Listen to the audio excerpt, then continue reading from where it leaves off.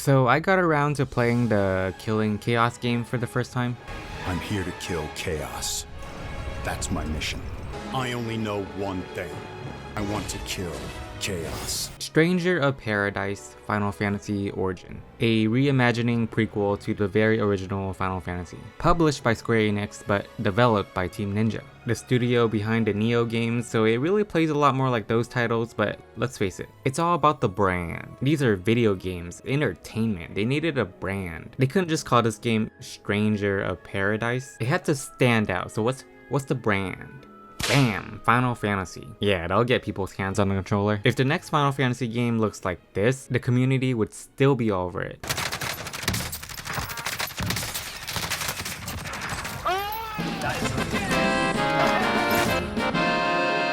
Anyway, let's dive right into this game, shall we? So this is our main character, Jack.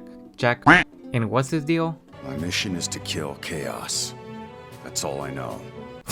The meme is not exaggerated at all. Killing chaos is literally the first thing that comes out of this dude's mouth, and it's far from the last. When are we gonna fight chaos? All I care about is seeing chaos dead. We're here to kill chaos. Looks like chaos has been waiting for us. Chaos is this man's passion, his drive, his purpose in life, and he runs into two strangers who say, "Me too." What? Did we just become best friends? Yup! I'm Jack. Jed. Ash.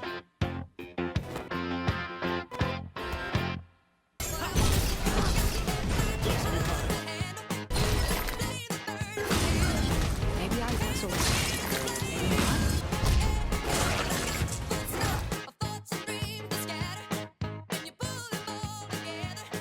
After getting through numerous enemies at the Chaos Shrine, the trio encounter a tall knight upon a throne who Jax assumes to be Chaos. However, the knight reveals to be just a young girl named Neon, who explains that chaos isn't a corporeal being, but a fairy tale. A boogeyman made up to be blamed for all the darkness plaguing the world and to give people hope that the world can be saved simply by someone defeating him. For this reason, she tried to take on the mantle of chaos so that a band of heroes can defeat her and prove that the myth is false, that chaos isn't real. And telling that to Jack is like telling a delusional person that their crush isn't interested in them. So Jack responds by saying, Bullshit.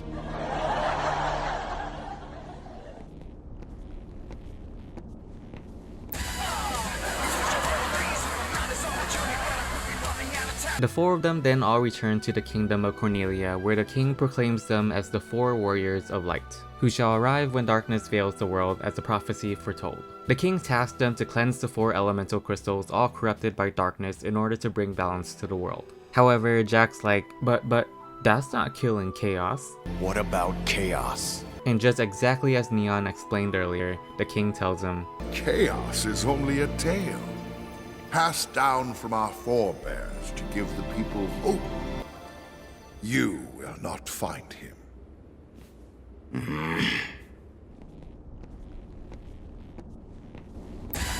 To find the crystals, our heroes meet with Astos, a mysterious dark elf who has knowledge of the crystal's whereabouts. Now, despite being already told by two people that chaos does not exist, Jack still firmly believes that he does. He's out there. I can feel him. However, he just needs validation from one other person and attempts to seek it from Astos. And Astos is like, I got you, bro. He's real, and he's the one that corrupted the crystals. Go get him. And that stirs the happiest moment of Jack's entire life. Chaos exists. I knew it. I told you. In today's video, we will be talking about a popular cognitive bias called confirmation bias. So the gang first goes to purify the Wind Crystal, located at the Flying Fortress, by defeating Tiamat, the Chaos Fiend guarding it, who then reverts to another fallen hero named Sophia. She tells them that she wants nothing more than to destroy chaos. I want nothing more than to destroy chaos. May I accompany you?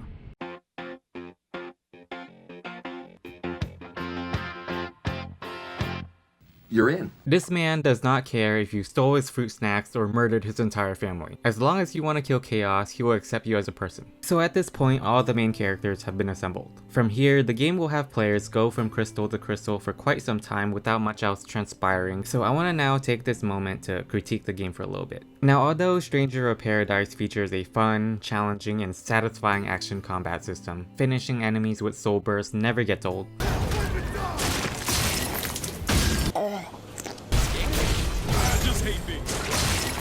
Finish him, Daddy. It is immensely held back by its perpetually monotonous gameplay loop that simply involves selecting a mission from the world map menu, fighting your way through a linear area until you encounter a boss to conclude the mission, rinse and repeat. This feels like an RPG made in the early 2000s, which I found to be a little underwhelming. Due to this design choice, the locations in Stranger of Paradise feel like artificial levels in a platformer. Nothing against platformers, game of the year baby. But like Costa del Sol in Final Fantasy VII Rebirth, for example, felt like an actual location within the game's world. A mesmerizing beach resort that the characters stumble upon on their journey across the planet. Stranger of Paradise has stages that are reskinned. One moment you're in a hallway-like castle, the next you're traversing a narrow forest. Therefore, the world in Stranger of Paradise lacks any sense of life from a gameplay perspective. I really expected Cornelia to at least be this game's hub to interact with NPCs and buy new gear, as it seems to be the primary haven in this world, but the majority of the time spent in the city is during cutscenes. In fact, the only time you get to walk the city grounds is during an under siege set piece where you had to fight your way through enemies like any other area in this game. Even the side missions aren't traditional quests derived from NPCs that further flesh out the world and characters to some degree. They're just arcade-style challenges that recycle the game's locations to have you complete an objective that usually involves defeating a certain number of a particular enemy, only to earn inconsequential rewards in the end. And believe me, everything you're getting from the main missions is more than enough because this game is an absolute loot fest. I particularly remember in Final Fantasy XII when acquiring gear with higher stats than the one you currently had equipped was quite significant because weapons and armor were scarce and expensive. Here, you are guaranteed equipment from any chest you come across and enemy you defeat. You could literally be opening up the menu every 2 minutes just to inspect what you picked up, and by the time you complete a mission, you'd have over 100 new gear to look through. Look at this. It's a fucking mess. I guess you can also say it's very, chaotic. No one's gonna want to or have the time to go through each penny that they found to determine the most optimal one. But then again, you're not gonna really need to, as there's an automatic optimize feature that will just slap on the highest level gear for you, so even the game notes is tedious. It's tedious and uninspired, which is exactly how I would also initially label the story and characters. What's the story? The characters are trying to find and kill Chaos. Are you Chaos? No, this is Patrick. Okay, how are the characters characterized? Well, they want to kill Chaos. My mission is to kill Chaos. That's all I know. They have no past memories of themselves, believing that they were wiped to ensure any emotional attachments wouldn't potentially hinder their ability to complete their mission. Someone or something must have decided to make it this way. Who was it? It's me. I forgot. As a result, our main hero Jack is so aggressively one-dimensional, it ironically makes him captivating. Details. And fast. Or I'll get mad.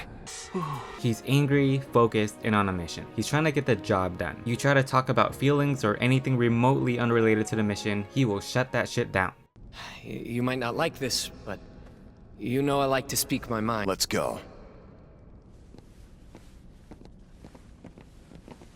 They ask you how you are, you just have to say that you're fine when you're not really fine. This is who Cloud Strife wishes he could be. Cloud may be cold and stoic on the outside, but deep down he's an awkward edgelord who folds when put in even a slightly uncomfortable situation like talking to beautiful women. Cloud? Something wrong? No, nothing. It's just hot. In the sun. Oh, hell no, man. What the fuck, man? Jack, on the other hand, does not care. Come on, Jack. Wouldn't kill you to smile for once. Jack, you've returned.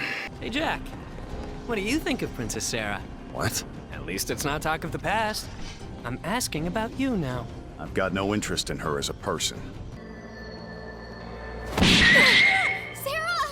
I don't give a fuck! I'm not on, man. It's just how I am.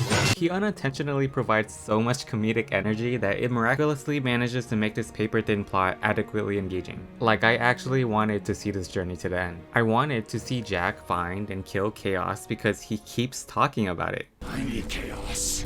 Chaos! His allies, although share the exact same goal as him, aren't as hellbent on it as he is, so none of them are nearly as amusing, which is also ironic since Jed is the comedic relief character here. You know, the more kind and cheerful one in the group that the others like to tease from time to time. He very much resembles Prompto from Final Fantasy 15. He even speaks a lot like that character, has the same insecurities, but lacks the same level of charm. As for the rest of the cast, they really don't display salient personalities or specialties to stand out as characters. I felt like they were just there so that there would be 4 Warriors of Light as the legend goes, only there are actually 5 in total. Lucan's prophecy says 4 warriors of light will come.